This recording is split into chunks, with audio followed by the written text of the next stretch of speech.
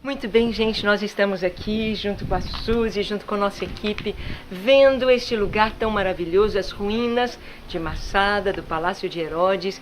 E este lugar aqui onde nós estamos era um estábulo, mas os zelotes, os judeus que vieram para cá na resistência contra os romanos, eles não iam precisar de um estábulo. Então transformaram este lugar aqui numa sinagoga, onde faziam as suas orações. Muito bem. E aqui então nós temos uma sinagoga antiquíssima, provavelmente a primeira que houve, porque o templo havia acabado de ter sido destruído e eles queriam um lugar onde Deus pudesse ser adorado. Aqui nesse lugar, o Elazar, que foi o líder aqui de Massada, deu o seu discurso trágico, convencendo todas as pessoas que estavam morando aqui a se matarem.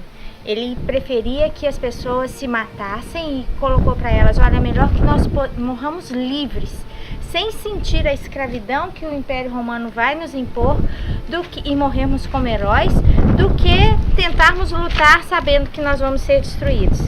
Mas um pedacinho da fala dele me chamou a atenção. Ele diz assim, ó: eis que Deus nos mostrou que toda a nossa segurança era futilidade e caos, quando deixou cair sobre nós o desastre que destruiu nossas últimas esperanças. Porque as provisões que se encontravam na fortaleza deveriam constituir a nossa salvação, e com todo o pão que temos, e pode satisfazer a nossa fome, e a enorme quantidade de armas, e todo o nosso enorme esforço, não poderemos nos salvar. Só a mão de Deus poderia ter feito isso. Nesse discurso, nesse pedacinho, o que ele deixa claro? Toda essa grande construção, todo esse armamento que nós temos, todo o mantimento, toda a água, não foi suficiente para garantir a nossa salvação. E aí faz a gente pensar um pouquinho, aonde temos ancorado as nossas certezas? O que tem dado para nós a certeza de que vamos vencer o dia de amanhã? Deus tem que ser a nossa fonte de certeza, não o dinheiro, não as nossas posses. E a Massada é uma prova disso. Tudo o que eles tinham era possível, com todo o armamento, eles manterem a vida por muito mais tempo. Mas chegou um momento em que toda a sua provisão não foi suficiente. Onde está a sua segurança? Vamos dar uma paradinha na viagem para ouvir um recadinho que eu gravei no Brasil. Viajar para Israel é viver o cumprimento das promessas e profecias bíblicas para os últimos dias. É fazer parte da história que Deus está escrevendo hoje. Viajar para Israel é receber no coração uma paixão pelos povos que ainda não conhecem Jesus. A operadora de turismo El Gibor tem o privilégio de conduzir pessoas, igrejas e ministérios para experiências inigualáveis, desenvolvendo com excelência o trabalho e a visão que lhe foram dados como ministério. Com mais de 30 anos de experiência no mercado de turismo e quase 2 décadas de experiência na organização de viagens de grupos religiosos à Terra Santa, a operadora El Gibor é reconhecida por igrejas e ministérios, não como a maior, mas como a melhor agência de turismo cristão do Brasil. A El Gibor trabalha com excelência para que você tenha uma viagem inesquecível à Terra Santa. Garanta o sucesso da sua viagem. El Gibor, excelência em viagens. E agora sim, vamos voltar a Israel. Assim que saímos de Massada, fomos descansar, porque no outro dia iríamos aprender sobre o Mar Morto. Depois de uma noite maravilhosa aqui nesse hotel, à beira do Mar Morto, nós vamos ver um pouquinho do que é o Mar Morto. Essa grande depressão aqui no planeta Terra, que tem a maior concentração de sal do mundo. Você não mergulha não, só fica flutuando. A água é grossa, meio viscosa, mas é muito boa e tem muitas propriedades minerais que atraem turistas do mundo inteiro. Vamos ver um pouquinho do Mar Morto.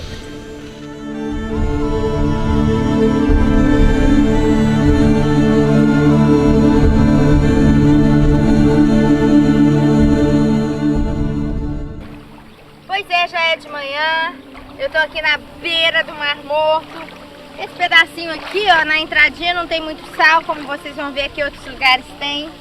Mas a água é bem diferente, bem viscosa, bem densa. Uma gotinha disso aqui no seu olho, não dá não. Ontem à noite, quando nós estávamos aqui nadando, nós estávamos conversando sobre a morte e a vida representadas aqui no Mar Morto. O Mar Morto tem esse nome porque nenhuma planta cresce aqui, não tem peixes aqui. É um mar aparentemente sem vida. Nós sabemos que ele começou lá com Sodoma e Gomorra, quando Deus destruiu essas duas cidades.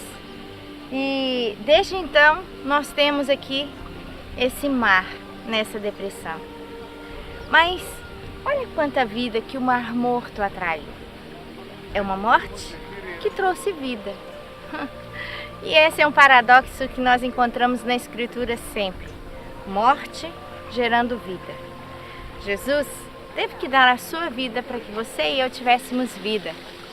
Aqui no Mar Morto nós vemos várias coisas que vêm como fruto, como coisas boas daqui desse mar. Quantos produtos de beleza para embelezar a vida saem dessas águas aqui? Quantas coisas nós encontramos aqui?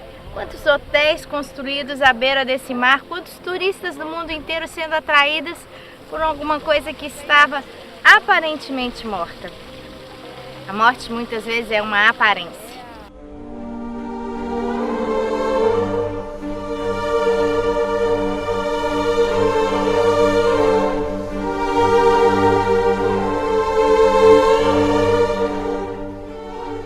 Muito bem, estamos aqui num mirante muito lindo, junto a uma estrada aqui no Mar Morto.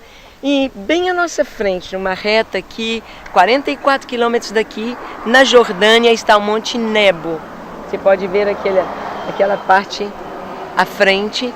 E no Monte Nebo foi onde Deus mandou que Moisés subisse para ele contemplar toda a terra prometida.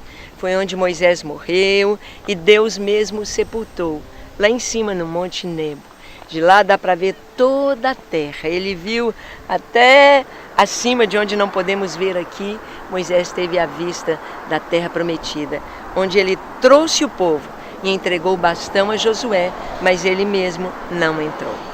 Aí está o Mar Morto e o Monte Nebo na Jordânia do outro lado.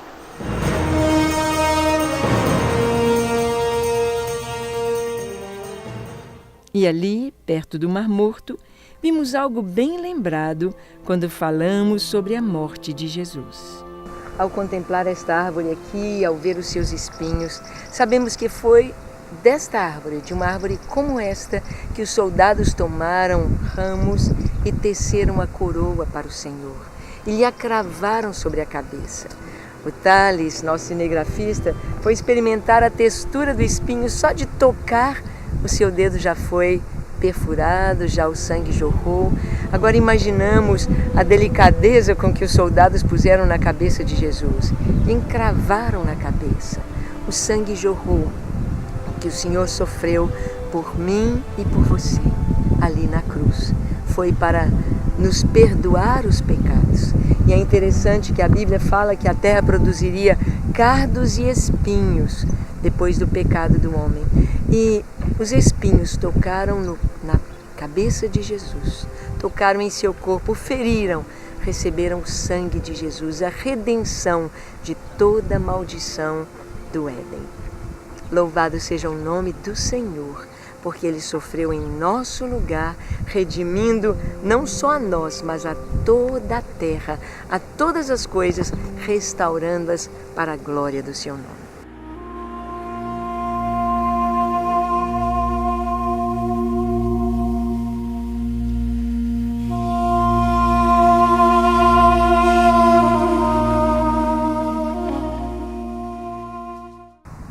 Muito bem, no programa de hoje você pôde ver um pouquinho a respeito do Mar Morto, a respeito de Massada, um pouquinho a respeito do deserto. Nós aprendemos muito, tiramos muitas lições. A Bíblia está diante de nós, dos nossos olhos abertos.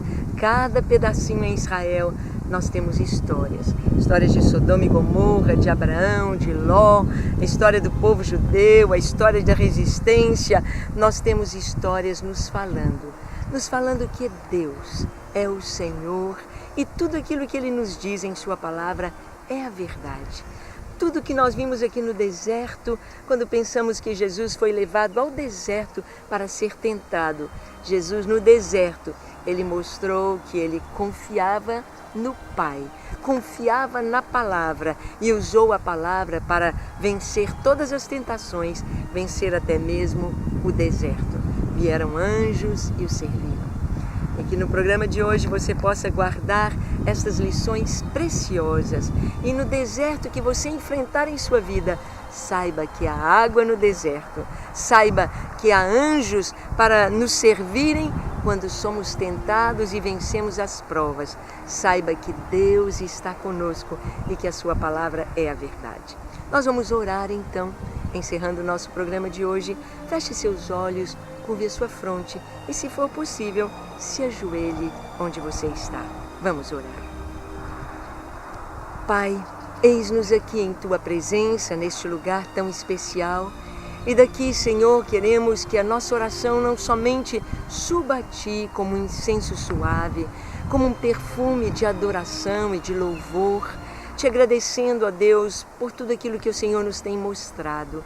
Nos tem mostrado, ó Deus, através desta terra, através da história de homens como Abraão, Isaac, Jacó, através da história de homens que aqui viveram e que experimentaram a fidelidade do Senhor, de homens que aqui viveram e experimentaram a salvação que há em Jesus Cristo.